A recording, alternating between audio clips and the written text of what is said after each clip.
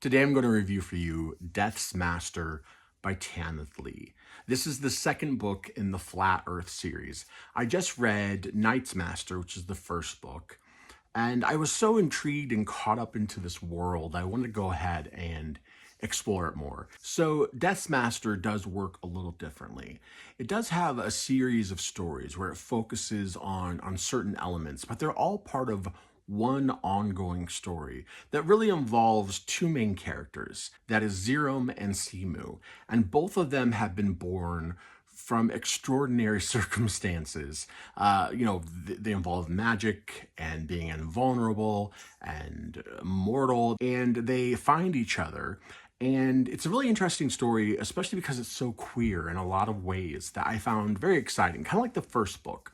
There's a lot of queerness in that. It's very casually laid out. One of the things that's really interesting about that is that Simu can actually change gender at will because of the nature of how he or she was made, and it just creates a really interesting situation. In my review of Night's Master, I think I was a little dismissive of people who were worried about the sort of age gap going on in that book. It's one of those things where it's like, oh, well, we're talking about demons and da da da. It's like a whole fantasy situation. But this comes up a lot more in this book.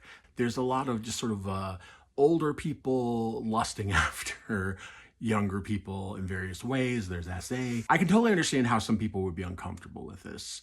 And I think that that's a sort of natural response. What I think could be kind of problematic are the assumptions that are made by readers because of those elements. Because if you really pay attention to the book, at no point is Tanith endorsing this.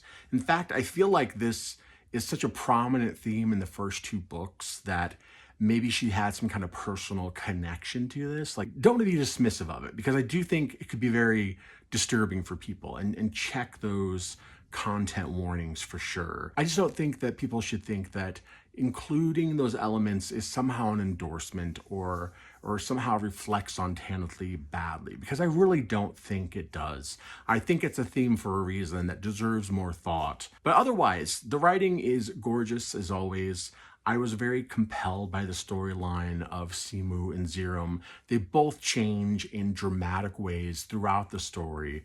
The ending is interesting and strange and weird and heartbreaking and beautiful in a very fantasy way.